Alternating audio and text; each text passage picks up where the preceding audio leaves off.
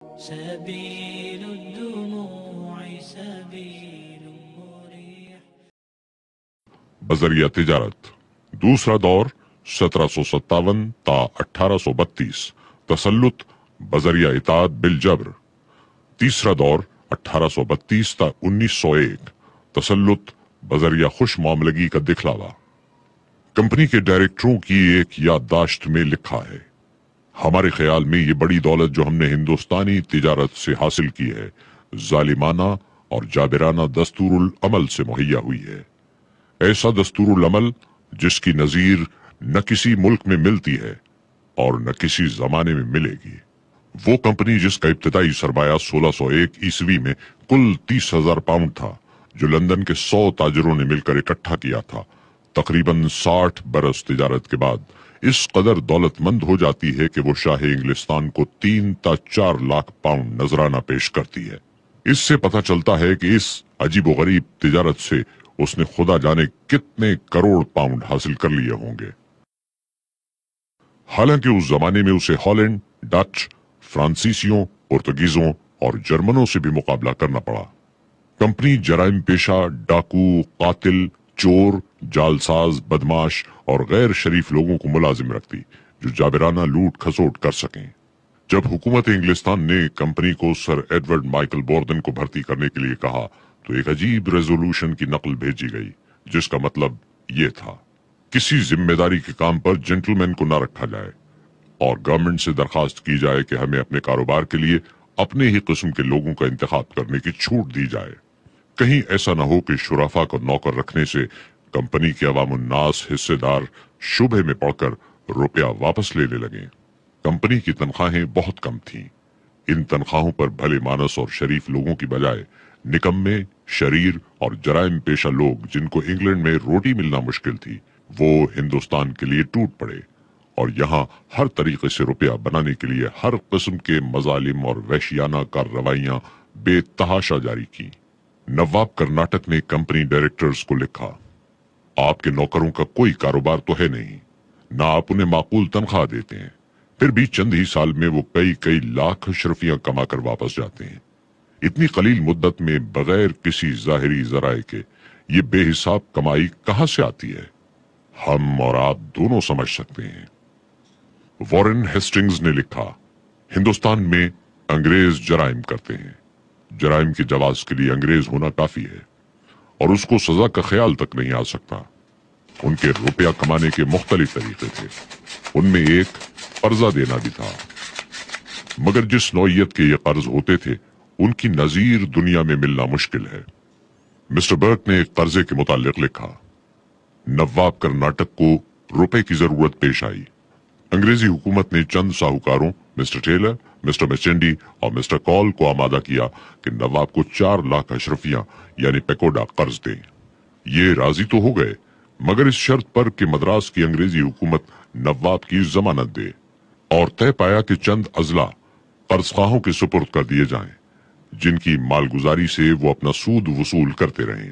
معاہدہ ہو گیا.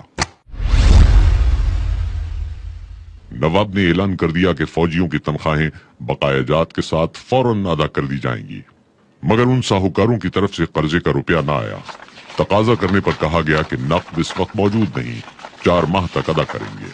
سر دست ہم آپ کو رقعہ لکھ دیتے ہیں کہ اس میعاد کے اندر روپیہ دے دیں گے.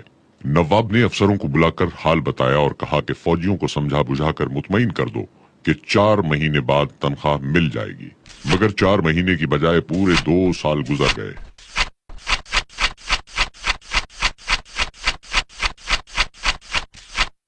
اور فوجیوں کو تنخواہ نہ ملی بلکہ 2 سال کی تنخواہ مزید ادا کرنا پڑی. اس پر ترا یہ کہ ساہوکاروں کی اس قدر نادہندگی کے باوجود نواب کی ریاست کی مالگزاری قرضے کے سود میں اسی دن سے جس دن یہ رقعہ لکھا گیا تھا جانے لگی اور انہوں نے اضلاع کی مالگزاری وصول کرنا شروع کر دی. غالباً یہ دنیا میں ایک ہی مثال ہوگی کہ روپے کی ادائیگی سے پہلے ہی قرض خواہوں کو جائیداد پر قبضہ مل جائے اور اس سے وہ اپنے سود کا روپیہ وصول کرنا شروع کر دیں اور پھر الٹا قرض داروں کے نام غیر ادا شدہ رقم کا رقعہ لکھیں اور قبضہ شدہ جائیداد سے رقم وصول کر کے 2 سال کے بعد قرض داروں کو روپیہ دیں. ہے نا عجیب معاملہ؟ न देखा न सुना। यही वो कीमिया बनाने के नुस्खे थे जिनसे थोड़े ही दिनों में अंग्रेज और इंग्लिस्तान माला माल होने लगा। बहरहाल 1757 ईस्वी तक कंपनी का ये शराफत और इंसानियत सोज तरीका तिजारत जाबिराना और जालिमाना तौर पर जारी रहा, जिससे निहायत अजीम शान दौलत बर्रे सगीर से चूस ली गई। 1757 ईस्वी से दूसरा दौर शुरू होता है, जिसकी इब्तिदा जंग बंगाल यानी नवाब सिराजुद्दौला की प्लासी की लड़ाई से हुई।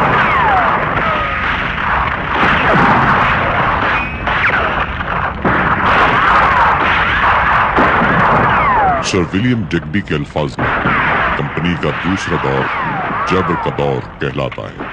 तसल्लुत बजरिया इताअत बिल जबर हिंदुस्तान इंग्लैंड के लिए है। 1757 ईस्वी से 1832 तक आगाज से अंजाम तक की तफसील निहायत दर्दअंगेज, दहशतनाक और तवील है। कलकत्ते में बैठकर अंग्रेजों ने मीर सादिक और उम्मी चंद के साथ मिलकर साजिश का ताना बाना बुना और नवाब सिराजुद्दौला के खिलाफ जंग छेड़ दी गई। सिर्फ 4 घंटों में जंग खत्म हो गई और वसी शादाब मुल्क की किस्मत का फैसला अंग्रेज के हक में हो गया और अंग्रेज ने जंग पिलासी फौजी कुव्वत की बजाय फरेब, नमक हरामी, दगाबाजी और साजिश के बलबूते पर जीती। फोर्ट विलियम में सोने का मेह बरसने लगा। मीर जाफर ने 3 लाख पाउंड और कलकत्ते के जुनूबी इलाके की जागीर क्लाइव की नजर की। 6 लाख पाउंड काउंसिल मेंबरों को पेश किए गए। तावानी जंग वसूल करने के लिए 24 परगना का इलाका कंपनी की जागीर ठहरी और आम लूट मार का बाजार भी गर्म किया गया। बकौल क्लाइव 3 करोड़ इंसानों को लूट कर कलकत्ते में अजीमुशान दौलत बहुत जल्द जमा कर ली गई थी।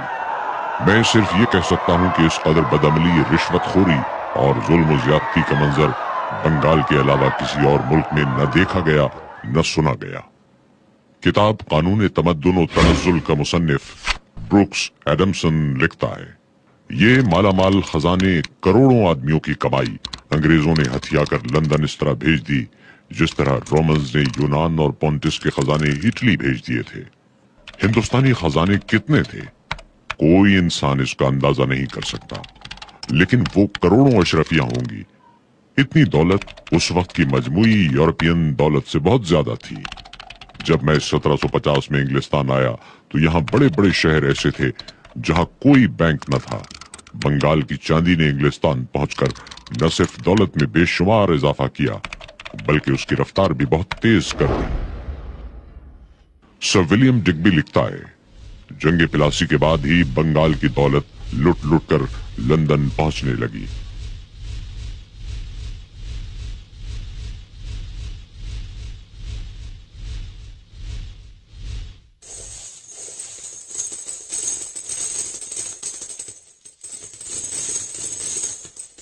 बकौल बेंज लंकाशायर में सूत काटने के सादा चरखे थे।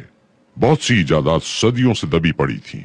जब उन्हें काम में लाने की कुव्वत यानी रुपया मिल गया तो 1760 ईस्वी का सनती इंकलाब शुरू हो गया।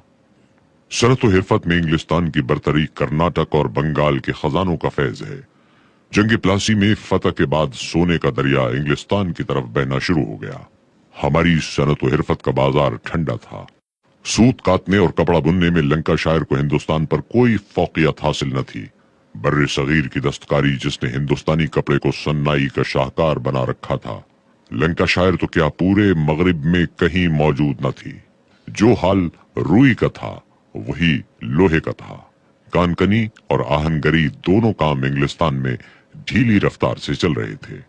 मेजर वेंगट कहता है, ईस्ट इंडिया कंपनी के डायरेक्टरों के सरसरी अंदाजों के मुताबिक बड़ी आसानी के साथ दावा किया जा सकता है कि जंग प्लासी और जंग वाटरलू के दरमियानी जमाने में बर्रे सगीर से इंग्लिस्तान को 15 अरब रुपया पहुंचा।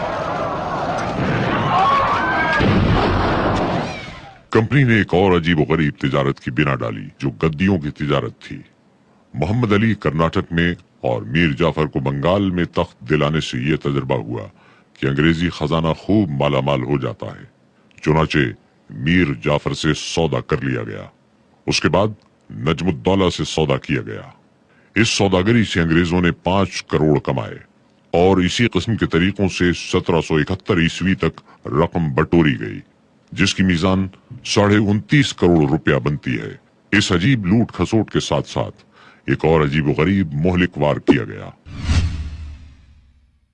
फर्रुखसैर बादशाह दिल्ली की लड़की जल गई, अतिब्बा नाकाम हो गए, डॉक्टर हैमिल्टन ने कामयाब इलाज किया। फर्रुखसैर बहुत खुश हुआ, जरूर जवाहिर से माला माल करना चाहा, लेकिन डॉक्टर हैमिल्टन ने लेने से इनकार कर दिया और उसके एवज ये दरखास्त की कि कंपनी को उस टैक्स से जो वो तिजारत पर देती है मुस्तस्ना कर दिया जाए। अहले दरबार शाही उसके जहरीले नताइज तक न पहुंच सके और फरमान जारी हो गया कि कंपनी के तमाम कारकुन टैक्स से मुस्तस्ना रखे जाएं। हुक्म जारी होना था कि अंग्रेजों ने मुल्क भर में उधम मचा दिया, हर किस्म की तिजारत में गर्म बाजारी शुरू कर दी, करोड़ों के सौदे करने लगे, हिंदुस्तानी ताजरों के कारोबार बंद हो गए और अंग्रेजों ने हर किस्म की तिजारत पर कब्जा कर लिया। जंगे बक्सर के बाद 1765 ईस्वी में इलाहाबाद का सुलहनामा हुआ। कंपनी को बंगाल का दीवान यानी मालगुजारी वसूल करने वाला मुकर्रर कर दिया गया। इस मुआहदे के वक्त तक तो अंग्रेजी अमल दखल बेजाब्ता तौर पर था, लेकिन अब शाही फरमान की रूह से अंग्रेजी कब्जे को जवाज की सनद मिल गई और लूट खसोट का एक नया तरीका हाथ आ गया। जमीन का बंदोबस्त और उसका लगान, ठेका और नीलाम, उसकी मालगुजारी में इजाफा, ये सब नए जराए पैदा हो गए। दीवानी मिलते ही लगान में 90% का इजाफा करके काश्तकारों को तबाह हाल कर दिया गया और कंपनी की यहाँ सोने की बारिश होने लगी। लॉर्ड वेल्सली के अहद में east India company Gorakhpur, Rohilkhand और जुनूबी दुआबे के इलाकों पर काबिज हो गई। कर्नाटक के नवाब को माजूल और सुल्तान टीपू को शहीद कर देने के बाद वो तमाम इलाके हासिल कर लिए गए जो अब मद्रास के अहाते में शामिल हैं और वहां के तमाम खजाने लूट कर इंग्लिस्तान पहुंचा दिए गए। सर विलियम डिग्बी तीसरे दौर को तसल्लुत बजरिया डिप्लोमेसी यानी खुश मामलगी का दिखलावा करते हुए मकामियों को जबरन और जोर के जरिए कम तरीन हालत में दबा कर रखना करार देता है। इस दौर में मोती और फर्मा बरदार रियाया को लूटने और ज्यादा से ज्यादा खसोटने के नए नए कवानीन बनाए गए, जिसमें मकामियों की कोई शिरकत नहीं होती थी। अंग्रेज अपने गरज़ो मकासिद के तहत आईनी कुव्वत और मजबूत शिकंजे के बलबूते पर घमंड के साथ बगैर रहम किए और अदलो इंसाफ के तकाजों को भूल कर इंसाफ करने के जो कानून चाहते थे वो बनाते थे। खुशनुमा अल्फाज में शाये करते, महकूम रियाया की ख्वाहिशों और जरूरतों का कोई ख्याल न रखते। उनकी फलाह बहबूद की बजाय उनसे ज्यादा से ज्यादा चूसते रहना और उनको दायमी गुलामी में जकड़कर बंद रखना अंग्रेजों का मतमय नजर था। वो बदमस्त थे और रियाया की जर्रा बराबर भी परवाह न करते थे। ताजराना हवस और हुसूल मुनफात के लिए उन्होंने हुकूमत को जरिया बना लिया था। मुतबन्ना बनाने के कदीम मकामी रिवाज को यकलख्त नाजायज करार देकर तकरीबन 15 रियासतें अपने कब्जे में कर लीं। इस तरह बिला वजह सूबा सिंध, सूबा अवध और सूबा पंजाब को यके बाद दीगरे अपने कब्जे में ले आए। सर जॉन सलेवर, जो मद्रास के बोर्ड ऑफ रेवेन्यू का सदर है, कहता है, हमारा तर्ज हुकूमत स्पॉन्ज से बहुत मुशाबहत रखता है। वो गंगा के धारे से तमाम नेमतें चूस लेता है और टेम्स के किनारे निचोड़ देता है। सर जॉन शोर, जिसका ताल्लुक बंगाल सिविल सर्विस से था और बाद में वायसरॉय हिंद बना, 1833 के कानून के मुतालिक कहता है, अंग्रेज का बुनियादी उसूल ये रहा है कि हर सूरत में हिंदुस्तानियों को अपनी अगराज का गुलाम बना लिया जाए। उन पर महसूलात इतने लगा दिए हैं कि उन पर इजाफे की कोई गुंजाइश नहीं छोड़ी। यके बाद दीगरे जो सूबा हमारे कब्जे में आया उसको मजीद वसूलियाबी का मैदान बना लिया है और हमने इस बात पर हमेशा फख्र किया है कि देसी वालियान मुल्क से जितना वसूल करते थे उससे हमारी आमदनी कहीं ज्यादा है।